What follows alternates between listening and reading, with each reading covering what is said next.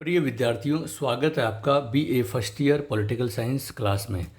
Political science विषय का जो आपका फर्स्ट पेपर है, राजनीति विज्ञान के मूल आधार, इस पेपर के 11th चैप्टर पर हम विद्यार्थियों इस वीडियो से डिस्कशन करना आरंभ करेंगे। जैसा कि आप स्लाइड में देख पा रहे हैं, चैप्टर बहुत इम्पोर्टेंट चैप्टर है। 11th चैप्टर, राजनीति विकास की अवधारणा। इससे पहले हमने राजनीति व्यवस्था की अवधारणा, राजनीति आधुनिकीकरण की अवधारणा, उनको सबको पढ़ा। उन्हीं से जुड़ी हुई संबंधित तो एक नवीन अवधारणा और जो बड़ी इम्पोर्टेंट, परीक्षा की दृष्टि से काफ़ी महत्वपूर्ण, यहाँ तक कि आपकी जो फर्स्ट ईयर की एग्ज़ाम और उसके अलावा जो विभिन्न कंपटीशन एग्ज़ाम है सब्जेक्टिव, उनसे संबंधित बहुत इम्पोर्टेंट चैप्टर है। ये कई प्रश्न पूछे जाते हैं, इसलिए आप ज़रूर इस पर गौर करें। विद्यार्थियों, आज इस वीडियो में हम, क्योंकि कई वीडियो में इस चैप्टर को हम कंप्लीट करेंगे, इस वीडियो की अगर हम बात करें तो राजनीति विकास की जो अवधारणा है उसकी एक बेसिक पृष्ठभूमि पहले हम उस पर चर्चा करेंगे और फिर राजनीति विकास की अवधारणा का जो विकास है, ठीक है, उद्भव है, वो कैसे हुआ, उस पर हम चर्चा करेंगे संक्षेप में, जिससे कि एक ओवरव्यू आपको पता चल जाएगा। फिर हम नेक्स्ट वीडियो से इसके अर्थ और अलग अलग विचारकों ने राजनीति विकास की अवधारणा को लेकर जो क्या क्या बातें कही हैं, विभिन्न इसके स्तर, तो बहुत डिटेल से हम उन पर चर्चा करेंगे।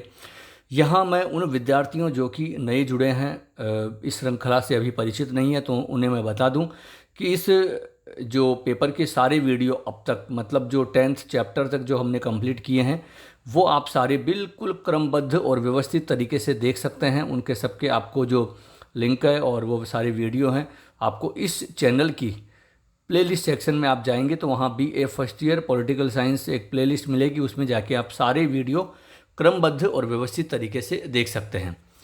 तो आइए विद्यार्थियों, वीडियो की हम औपचारिक रूप से शुरुआत करते हैं और हम बात करते हैं राजनीति विकास की अवधारणा की।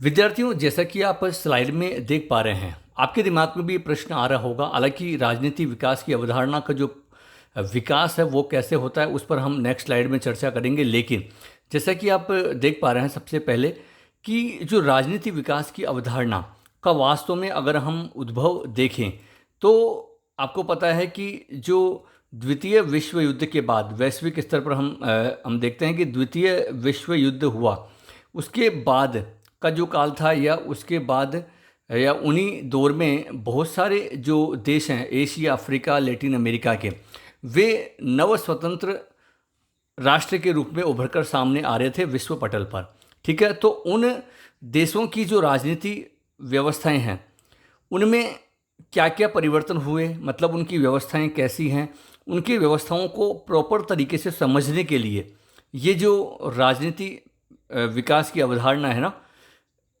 उसका जन्म होता है।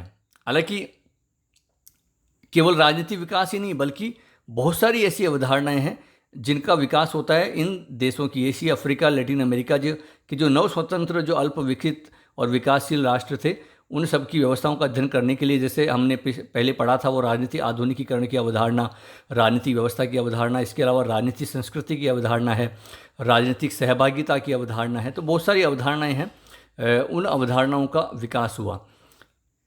बहुत सारे विचारक हैं जिसमें प्रमुख रूप से लुसियन पाई है, आमंड कोलमैन, रिक्स, मायरन वीनर, तो ये कुछ प्रमुख विचारक हैं। तो इन्होंने इन देशों की, ये जो अल्प विकसित और विकासशील जो देश थे, इन राज्यों की जो पूरी इन व्यवस्थाओं की जो राजनीतिक प्रक्रियाएं थी, ठीक है, इन देशों को राजनीति व्यवस्थाओं की जो प्रक्रियाएं हैं उनको समझने के लिए, क्योंकि इन सब विचारकों का मानना था कि इन देशों की व्यवस्थाओं को समझने के लिए कोई ऐसी अभी कोई सिद्धांत नहीं है या ऐसी कोई अवधारणा नहीं है जिससे कि इन नव स्वतंत्र राष्ट्रों की व्यवस्थाओं को या कि राजनीतिक प्रक्रियाओं को हम प्रॉपर तरीके से समझ पाएँ। क्योंकि विकसित जो राष्ट्र थे उनके लिए तो थी, लेकिन ये नव स्वतंत्र राष्ट्र उभर के सामने आए थे, एक नई प्रकार की व्यवस्थाएं थी, कुछ इनमें अल्प विकसित थे, कुछ विकासशील थे। ठीक है, तो उन व्यवस्थाओं को समझने के लिए ये इन अवधारणाओं का जन्म हुआ था। तो ये जो विचारक, प्रमुख विचारकों का नाम आप देख पा रहे हैं, लुशियन पाई, रिक्स, मायरन, वीनर जैसे जो विचारक हैं, ये इनको ऐसा लगा कि इन व्यवस्थाओं को कैसे समझा जाए, क्योंकि बहुत ज़रूरी था। वो चाहते थे कि इन देशों का जो सांस्कृतिक जो व्यवस्थाएं हैं, इनकी आर्थिक स्थिति है, इन देशों का जो पर्यावरण है, जो सामाजिक पर्यावरण जिसको हम बोलते हैं, सोशल एनवायरनमेंट, पॉलिटिकल एनवायरनमेंट, ठीक है, वहाँ की जो उनकी जो पूरी जो राजनीतिक प्रक्रियाएं हैं, इसके अलावा उनकी जो ऐतिहासिक पर्यावरण है, वहाँ पर जो राष्ट्रवादी जो भावनाएं उभर रही थी, जिस प्रकार वो नव स्वतंत्र हुए, वो तो इन सबको कैसे समझा जाए, उनके लिए वो बड़ी कोशिश में थे कि उनको उन पूरी राजनीतिक प्रक्रियाओं को, उन पूरी व्यवस्थाओं को समझने के लिए कुछ ऐसा ज़रूरी है, कुछ ऐसे सिद्धांत निर्माण की आवश्यकता है जिससे कि समझा जाके। क्योंकि जैसे आप देख पा रहे हैं, एक शब्द देख पा रहे हैं, गैर पश्चिमी। गैर पश्चिमी का मतलब यही है कि ये सब राष्ट्र गैर पश्चिमी राष्ट्र थे। मतलब जो पश्चिमी राष्ट्र, तो वो जो विकसित थे, अमेरिका, ब्रिटेन, फ्रांस जैसे, तो उन देशों की व्यवस्थाओं को तो प्रॉपर रूप से समझा जा चुका था। समझने के लिए जो अवधारणाएं भी थी, लेकिन इन नव स्वतंत्र राष्ट्रों को समझने के लिए कोई व्यवस्था नहीं थी, कोई ऐसी सिद्धांत नहीं था। और इन विचारकों का यही था कि वो इसी कोशिश में थे कि ऐसे कुछ सिद्धांत निर्माण की तरफ बढ़ा जाए जिससे कि इन व्यवस्थाओं को समझा जा सके। विद्यार्थियों, जैसा कि आप देख पा रहे हैं कि बहुत सारे जो देश उस समय थे, लेकिन कुछ जो प्रमुख देश जिनको कि इन्होंने एक सैंपल के रूप में यूज में लिया इन विचारकों ने, क्योंकि इन विकासशील और अल्प विकसित राष्ट्रों में एक अस्थायित्व की स्थिति थी, गरीबी थी, आर्थिक स्थिति बड़ी बदहाल थी और बहुत सारी जो चुनौतियां थी इनके सामने, अनिश्चितताएं थी। तो उन सबको समझने के लिए ये जो आप विचारक देख पा रहे हैं, लुशियन पाई है प्रमुख रूप से, ठीक है, या डेविड एक्टर है, रिक्स, जो फेडरिक्स जिनका पूरा नाम है। तो इन विचारकों ने श्रीलंका, पाकिस्तान, भारत, नाइजीरिया, इंडोनेशिया, ठीक है, इन जो प्रमुख राष्ट्रों को एक तरह से उदाहरण या सैंपल के रूप में लिया और इनकी व्यवस्थाओं को उन्होंने समझने का प्रयास किया। यहाँ की जो इन देशों की जो राजनीतिक प्रक्रियाएं हैं, पूरी जो राजनीतिक व्यवस्थाएं हैं, इनको इन्होंने समझने का अपना प्रयास किया। तो अब जब वो इनका अध्ययन कर रहे थे, इन व्यवस्थाओं की राजनीतिक प्रक्रियाओं का अध्ययन कर रहे थे, तब भी उनको ये महसूस हुआ कि जो उस समय जो मौजूद थी, जो सिद्धांत जो मौजूद थे, जो अवधारणाएं मौजूद थी, जिनका कि पश्चिमी देशों की व्यवस्थाओं का अध्ययन किया जाता था, वो यहाँ फिट नहीं हो रही थी। मतलब उनका प्रॉपर तरीके से इन व्यवस्थाओं को समझ नहीं पाया जा रहा था उन अवधारणाओं से। तो ऐसी आवश्यकता महसूस हुई कि एक ऐसे सिद्धांत और ऐसे अवधारणा को जन्म दिया जाए या उनका विकास किया जाए। तो ये जो दिमाग में उनके एक तरह से प्रश्न उठा और ये उनको जब ज़रूरत महसूस हुई, जैसे कहते हैं ना कि आवश्यकता ही आविष्कार की जननी है, तो ये जब आवश्यकता महसूस हुई उन देशों की राजनीतिक प्रक्रियाओं को, व्यवस्थाओं को समझने के लिए, तो फिर ऐसी स्थिति में राजनीति विकास की अवधारणा का भी जन्म होता है। अब ये कैसे जन्म होता है, ये जो राजनीति विकास की जो अवधारणा को प्रॉपर रूप से इसका विकास कैसे होता है, इसको हम नेक्स्ट स्लाइड के माध्यम से समझते हैं। आइए।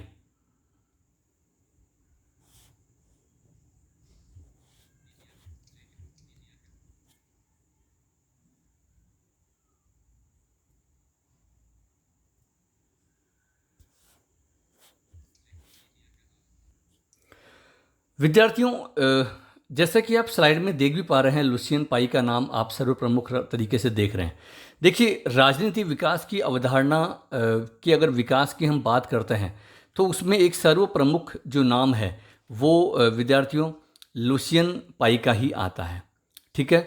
अब आमंड और कोलमैन, सॉरी मतलब लुशियन पाई तो है ही खैर, और आमंड कोलमैन, तो आमंड और कोलमैन से इसकी एक प्रॉपर तरीके से, एक औपचारिक तरीके से इस अवधारणा की जन्म की हम बात करते हैं ना, वो जैसा कि आप देख पा रहे हैं। और विद्यार्थियों, ये बहुत इम्पोर्टेंट प्रश्न है, ये परीक्षा में कई पूछा भी जाता है, क्योंकि इसको लेकर जिस हम सिद्धांत निर्माण की बात कर रहे हैं, एक अवधारणा की बात कर रहे हैं, तो आप लाइन देख भी पा रहे हैं कि राजनीति विकास की अवधारणा के संबंध में हम जो सिद्धांत निर्माण की जो प्रक्रिया का आरंभ है वो आर्मंड कोलमैन की एक जो महत्वपूर्ण कृति है, और वो कब लिखी थी उन्होंने 1960 में। तो ये सन भी आपको ध्यान रखना है।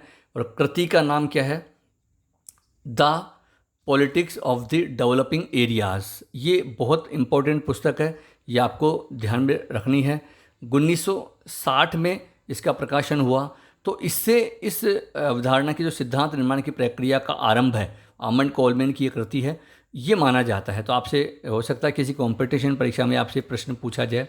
ठीक है। अब आर्मंड का एक बहुत महत्वपूर्ण योगदान भी है, क्योंकि जो एक औपचारिक तरीके से वास्तविक रूप से जो इसके क्षेत्र में, हालांकि प्रक्रिया का आरंभ तो इनकी इस कृति से हो गया था 1960 में इन्होंने जो प्रकाशित की थी, लेकिन वास्तविक रूप से जो इसका जो इस अवधारणा का, राजनीति विकास की अवधारणा या इस क्षेत्र में एक सिद्धांत निर्माण की जो खोज का जो वास्तविक जो कार्य है, वो आर्मंड की अध्यक्षता में एक समिति का गठन होता है। कौन सी समिति, वो भी आपको ध्यान रखनी है। और वो समिति आप देख पा रहे हैं, तुलनात्मक राजनीति।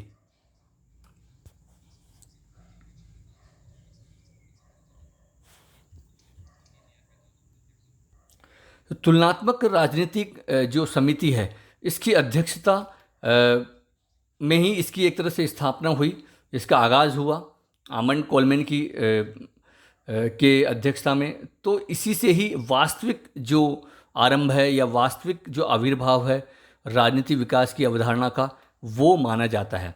तो यहाँ आपको अंतर पता होगा, मतलब इस प्रक्रिया का आरंभ, इस सिद्धांत निर्माण की जो प्रक्रिया का आरंभ है, वो तो आर्मंड कोलमैन की 1960 में जो प्रकाशित कृति है उससे हो जाता है, लेकिन वास्तविक रूप में जब इनकी अध्यक्षता में इस तुलनात्मक राजनीति समिति की स्थापना होती है, तब से इसका वास्तविक रूप से आरंभ माना जाता है।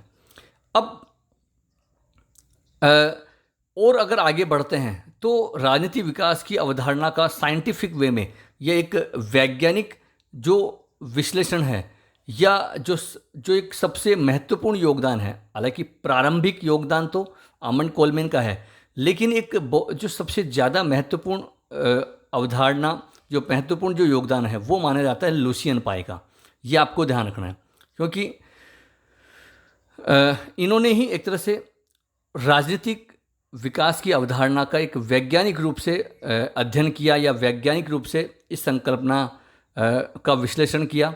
और जो इससे संबंधित जो समस्त जो साहित्य है, जो आगे चलकर और भी, क्योंकि बहुत सारे विचारक भी इनसे प्रभावित हुए, तो आप ये कह सकते हैं कि आरंभिक जो योगदान है या शुरुआती जो योगदान है वो आर्मंड कोलमैन का था, लेकिन सबसे महत्वपूर्ण इम्पोर्टेंट जो योगदान है, सबसे ज़्यादा जो योगदान है, वो लुसियन पाई का है। वैसे तो बहुत सारे नाम आप पिछले स्लाइड में देख ही चुके हैं कि डेविड हेक्टर है, फ्रेडरिक्स है, मायरन वीनर है, ठीक है। तो इन विचारकों का भी, डेविड हेक्टर, तो इन विचारकों का भी योगदान रहा, लेकिन ये इम्पोर्टेंट, ये महत्वपूर्ण। तो बहुत डिटेल में नहीं, एक शॉर्ट में मैंने आपको बता दिया कि किस प्रकार राजनीति विकास की अवधारणा का आगाज़ होता है। तो आशा है एक इस अवधारणा के बारे में एक बेसिक जो ओवरव्यू है वो आपको पता चला होगा। अब नेक्स्ट जो वीडियो में विद्यार्थियों, हम राजनीति विकास की जो अवधारणा है इसको हम समझेंगे, इसका जो अर्थ है उसको हम जानेंगे, क्योंकि उसको लेकर काफ़ी महत्वपूर्ण प्रश्न भी परीक्षाओं में, अलग अलग परीक्षाओं में पूछे जाते हैं। वो भी मैं आपको बताऊंगा कि किस किस तरीके से पूछे जाते हैं। तो लेकिन आज तो बस इस वीडियो को हम यहीं समाप्त करेंगे। बस अंत में आपसे यही अपील कि आप इन वीडियोस को, यही नहीं सारी श्रृंखला की वीडियो को अधिक से अधिक छात्र छात्राओं को साझा करें, उन्हें इसके बारे में बताएं, जिससे कि वो भी लाभ उठा सके। अपनी प्रतिक्रियाएं ज़रूर दें कि आपको इस सीरीज़ से कितना लाभ हो रहा है। तो बस आज के लिए इतना ही, नेक्स्ट वीडियो में फिर मिलते हैं। बहुत बहुत धन्यवाद।